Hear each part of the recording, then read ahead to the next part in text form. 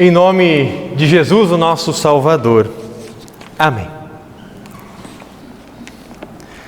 O tema comum entre as leituras de hoje é a oração.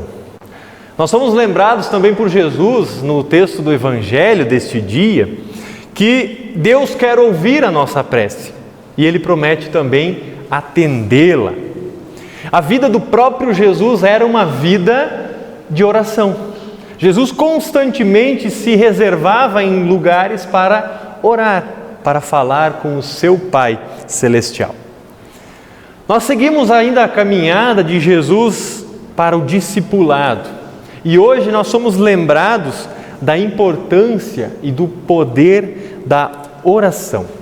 Faz parte da vida do cristão, do verdadeiro discípulo de Jesus, a oração, conversar com o Pai Celeste, colocar nas mãos dele todas as aflições, os medos e também levar a Ele as nossas ações de graças, os nossos agradecimentos. Em Colossenses 2, versículo 7, que nós lemos há pouco, Paulo dá a seguinte exortação àqueles irmãos da cidade de Colosso: estando enraizados e edificados nele, e confirmados na fé, como foi ensinado a vocês, crescendo em ação de graças. Paulo diz para eles crescerem em ação de graças, uma vida de constante oração. A oração de graças é recomendada por Paulo, por Cristo e por outros apóstolos também em seus escritos. A adoração a Deus e a oração não deve ser apenas um ritual mecânico, vazio, apenas palavras repetidas sem pensar naquilo que está dizendo. A adoração e a oração deve ser algo natural, algo espontâneo na vida daquele que está enraizado, que está edificado e que está confirmado na fé em Cristo. Cristo anulou a nossa dívida. Ele removeu os nossos pecados na cruz e triunfou sobre os nossos inimigos. E nos chama a orar, a pedir a Deus tudo aquilo que nós precisamos e tudo aquilo que nós queremos, mesmo quando não há muita necessidade daquilo. No texto do Evangelho de hoje, em Lucas, no capítulo 11, Jesus está orando em determinado lugar.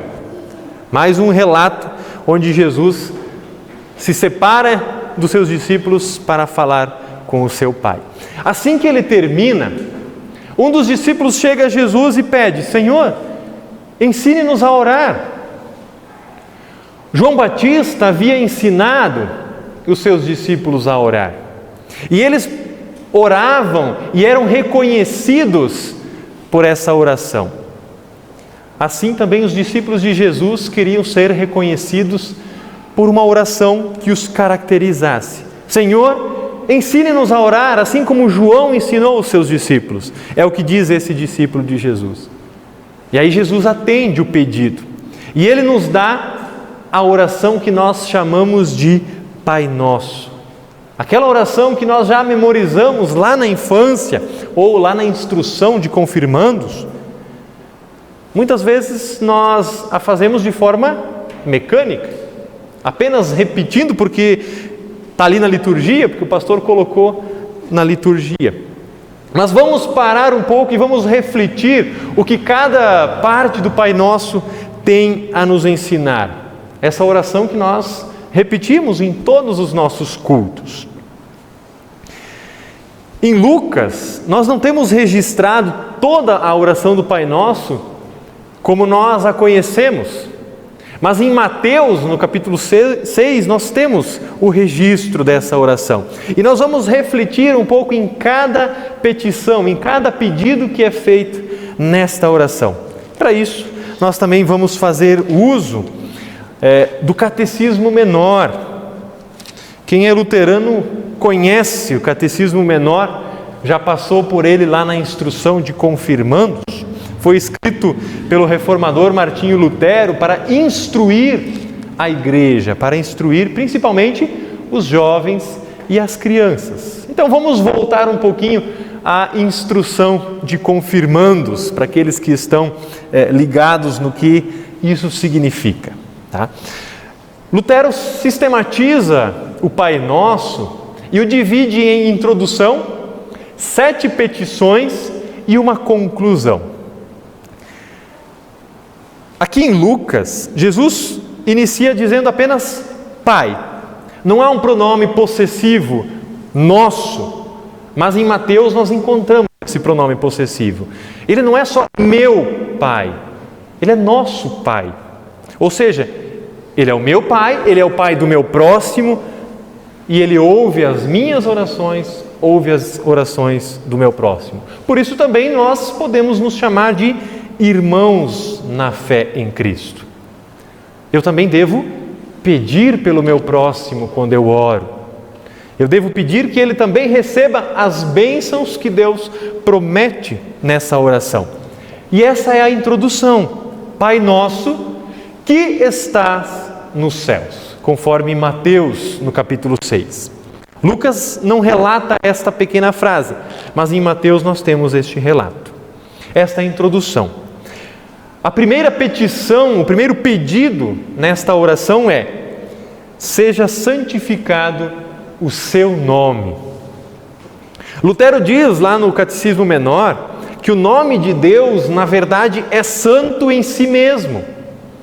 Mas suplicamos nesta petição que ele seja santificado também entre nós. Mas o que significa isso, o nome de Deus ser santificado entre nós? Quando a palavra de Deus é ensinada de maneira clara, de maneira pura entre nós, em nossas congregações, onde os filhos deste Pai Celestial vivem uma vida santa, uma vida conforme essa palavra de Deus, ali o nome de Deus é santificado. Aqueles que vivem de um modo diferente, da maneira que a palavra de Deus não ensina, eles estão profanando o nome de Deus. Aqueles que jurar com falsidade, para feitiçaria e para tantas outras coisas, estão profanando o nome de Deus. Então o nome de Deus é santo por si mesmo, porque Deus é santo. Mas nós pedimos que Ele seja santificado entre nós, ou seja, que essa palavra de Deus seja pregada de maneira pura, de maneira clara, que leve as pessoas ao arrependimento dos seus pecados e leve também o perdão que essa palavra oferece. Assim o nome de Deus é santificado entre nós. A segunda petição, o segundo pedido é: venha o teu reino. O reino de Deus, ele vem, sem que nós peçamos. E essa expressão se refere ao senhorio de Deus, o Rei dos Reis, e a nova ordem das coisas que foram fundamentadas por causa de Cristo. E o reino de Deus se expande entre nós por meio da fé. O reino de Deus se faz presente no meio de nós quando Deus envia o seu Espírito Santo para crermos por sua graça em sua santa palavra e vivermos uma vida conforme esta palavra, com Deus aqui, já neste mundo e também na eternidade. Assim, então, a primeira e a segunda petição, elas estão ligadas, pois onde o nome de Deus é santificado, também está o reino de Deus. E a terceira petição que Lutero tematiza no Pai Nosso, não está registrada aqui em Lucas, no capítulo 11, mas sim lá em Mateus 6, versículo 10, que é: seja feita a tua vontade, assim na terra como no céu. Jesus nos ensinou que deve ser feita a vontade de Deus, não a nossa. Deus sabe o que é melhor para nós.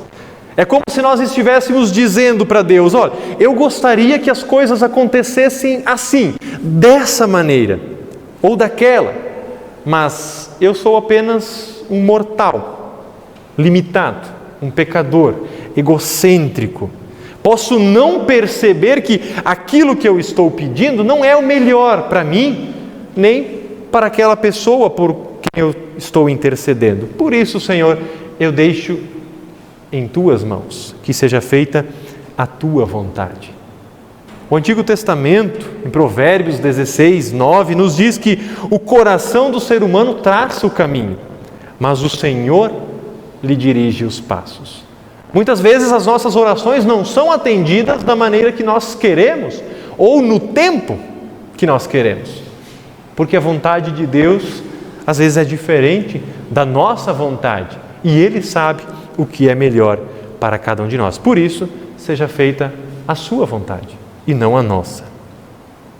A quarta petição diz sobre as coisas aqui neste mundo também. O pão nosso de cada dia nos dá diariamente.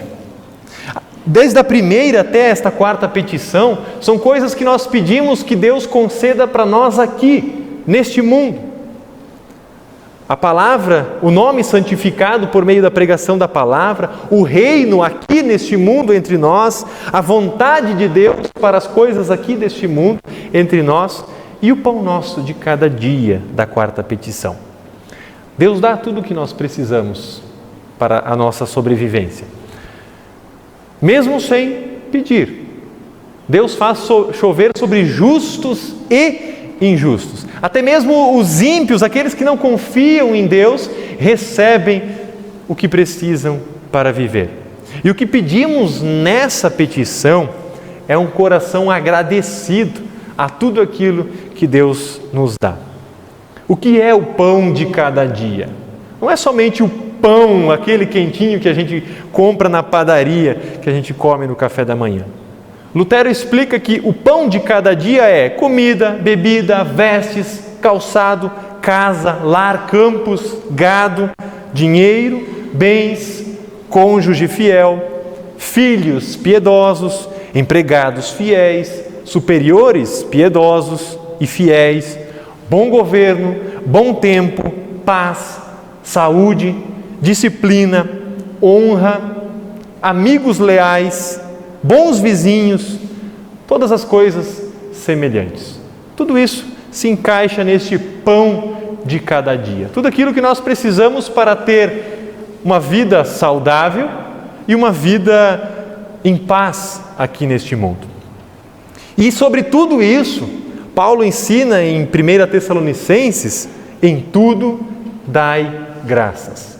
Tudo que nós recebemos, nós devemos dar graças, porque é Deus quem concede a cada um de nós. Se nós estamos hoje aqui, neste tempo, para ouvir a palavra de Deus, se nós acordamos de manhã cedo, fizemos a nossa refeição do café da manhã, foi porque Deus permitiu que fizéssemos. Ele nos concede todo o necessário.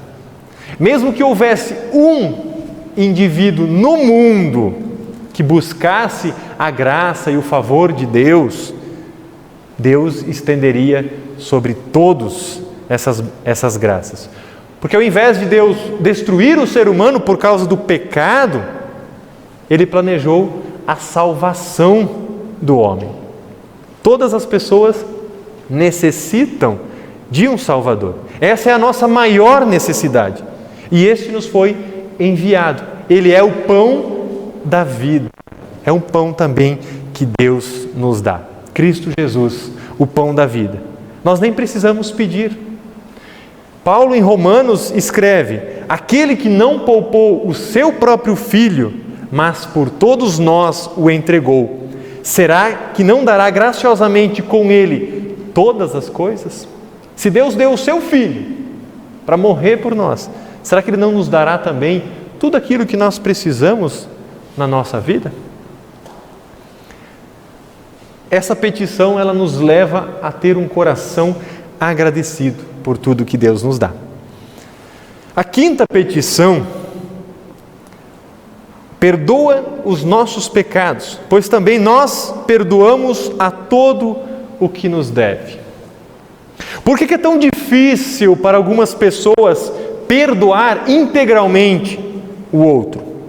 Por que elas estabelecem fronteiras entre o outro constantemente?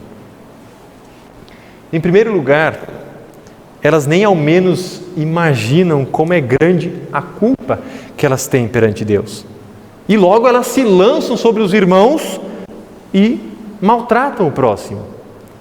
Quando a pessoa reconhece a própria culpa, a profundeza da sua queda diante de Deus, ela não tem tanta dificuldade em perdoar o irmão. E em segundo lugar, as pessoas ainda não entenderam o significado das palavras proferidas por Paulo em Romanos 8:28. Todas as coisas cooperam para o bem daqueles que amam a Deus. Às vezes Deus usa justamente a maldade do próximo para trazer à nossa própria consciência a nossa maldade, como nós somos pecadores, a nossa culpa diante de Deus.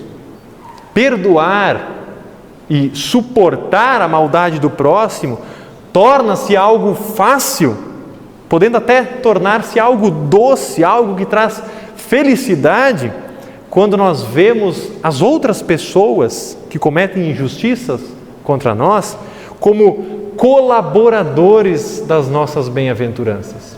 Todas as coisas cooperam para o bem daqueles que amam a Deus, até mesmo a maldade que é cometida contra nós. Trata-se de uma oficina onde nós estamos aprendendo constantemente.